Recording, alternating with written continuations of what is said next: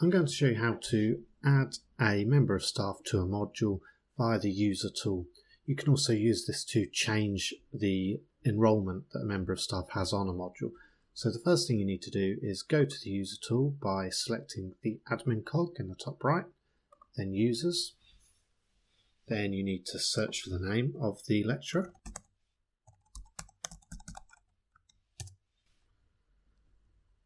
And then when that's appeared, click the drop down next to their name and choose Manage User Enrolments. Search for the name of the module to see whether they're enrolled on it or not and in which role. And then all you have to do is click the pencil icon and select the role from the drop down. These are the roles that you have the permission to enroll people as, and press apply, and then you're done.